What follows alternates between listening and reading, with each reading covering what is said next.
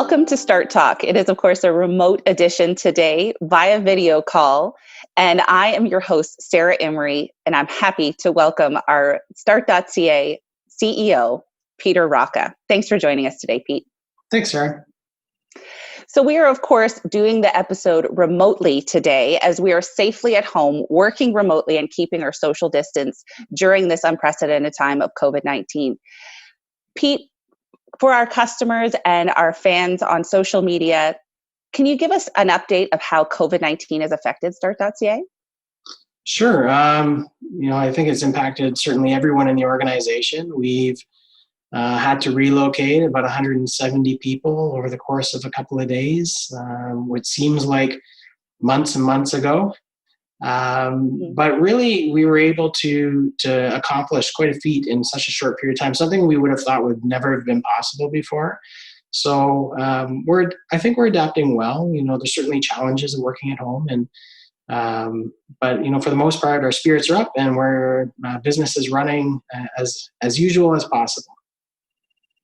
Well, fantastic. So with you've mentioned you were able to protect your employees by setting them up at home, all of us. So thank you for that.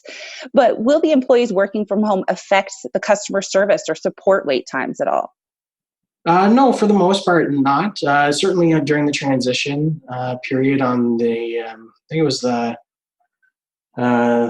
15th, we made the call. We had everyone, all of the leadership group get together and kind of figure out what the plan was. And so on the Monday, we had half the organization working from home. By 9 o'clock, by 5 o'clock, I think that afternoon, we had 75%. And by 5 o'clock on the Tuesday, we had 100%.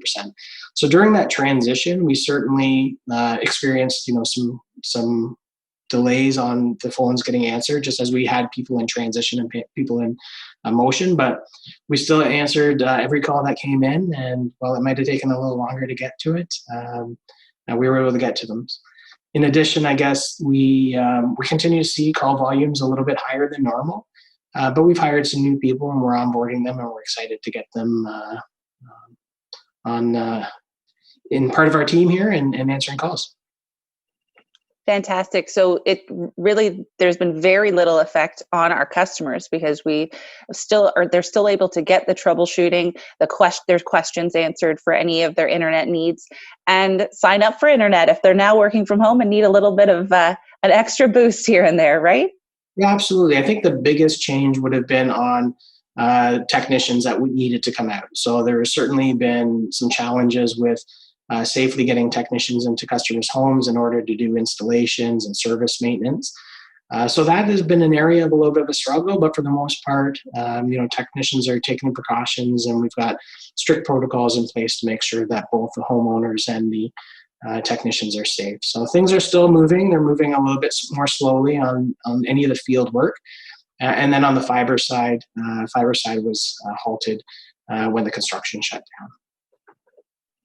Completely understandable, I think, for anyone who is expecting any sort of new installation, that as long as there is safety precautions put in place on both sides, that's the most important. So great job to the Start.ca team and, of course, our partners that help us with installations, third party.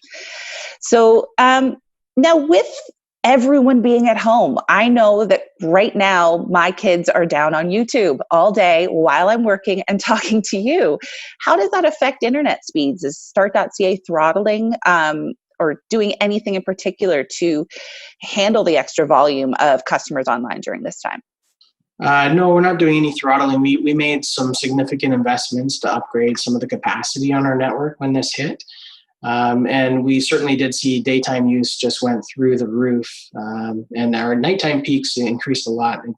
We find a lot more people spending, after spending the whole day together, maybe there's some multiple screens and some, the kids might be on their laptop in the bedroom rather than sitting on the couch with the parents.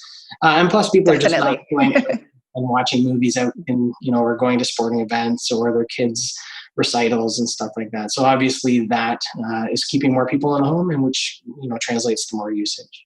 As for speeds, for the most part, speeds have been actually pretty good. Netflix and YouTube made some changes a couple of weeks ago that changed the video settings for their streaming, And that really gave a lot of breathing room to networks. Definitely a positive sign that we're able to keep up with these ever-changing times. Now, can I still order new products from Start.ca and get them delivered to our home, like the new Mercu products or Start TV? Yeah, absolutely. Shipping is still happening, as you know. So we do have a couple of people that are still in our office, being very nice and safe in our shipping and receiving. So they're the ones that are preparing the equipment and sending it out.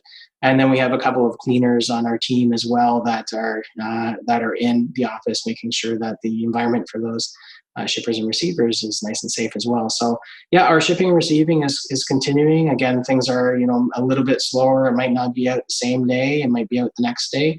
But for the most part, our team's doing a great job of keeping up. Fantastic. Now, how is Start.ca supporting its community partners during this time? I know we have a lot of great support when outside of this COVID-19 issues that are happening right now, but how are we also continuing to give back during this time? Yeah, we've done a couple of things. So for our fiber enterprise customers, we increased all of their speeds to a gig at no additional charge. And what that really allowed them to do was give them the capacity they needed to support their remote workers, knowing that so many people of our customers are working from home as well. Additionally, we were able to work with the city to quickly, I think it was the next day, turn up fiber at one of the arenas for a COVID testing center. And again, when the hospital came looking for some help, we were able to get fiber out to the Agriplex, which was being used as a temporary field hospital if it's needed. And I couldn't be prouder of our fiber team who was out there, not only all the splicing, but everyone grabbed a shovel and dug a trench, and we were able to get that done. Wow. Well, so less than 24 hours, and we were able to turn that up. So, on the facility side, we're doing a lot there. And then, of course, we're working with local community partners.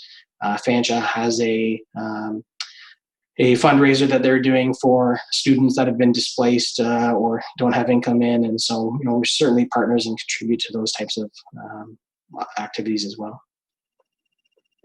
Fantastic. Definitely. London, our city that we call home, has really rallied together across all businesses that are able to support to try and make everything work, as of course everyone is being affected by this pandemic. So fantastic. I'm so glad to hear we were able to do what we could to be able to enhance the experience and keep everyone safe. I think that you find that one of the things that COVID's really done is brought the best out of a lot of people. There are people that, know, not just within Start, I can't tell you how many people that have connected with other businesses and local community partners in every city across the country. People are just stepping up and doing whatever it needs to be done. Internally, like I said, everyone grabbed a shovel on that one job, but even the transition for everybody home, is really like, what can I do to help? And everyone really stepped up. So, it's really nice to see, in such an adversity, people to go and do what needs to be done to support one another. Absolutely. I couldn't agree with you more.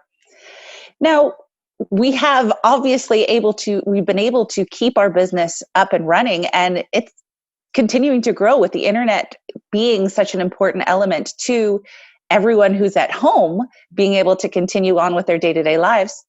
Have we needed some new employees? Are we still hiring? What's going on there? Yeah, so we had a bunch of postings, right before this hit.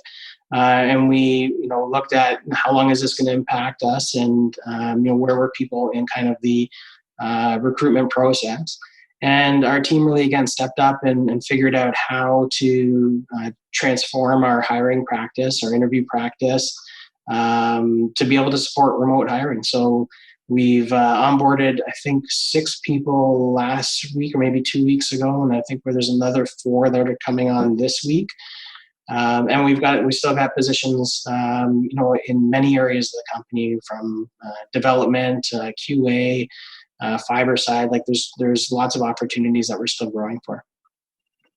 It's fantastic to hear. So with this ever-changing times going on around us, things obviously can change from day to day.